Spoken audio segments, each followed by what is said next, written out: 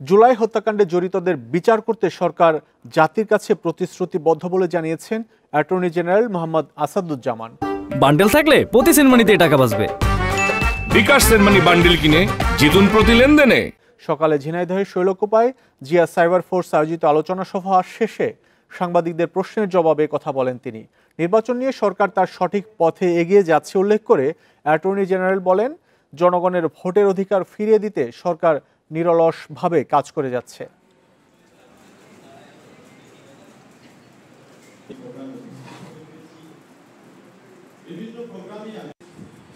সুষ্ঠু, অবাধ, নিরপেক্ষ নির্বাচন করার জন্য যা যা পদক্ষেপ নেওয়ার দরকার আশা করি সেই পদক্ষেপ সরকার নেবে।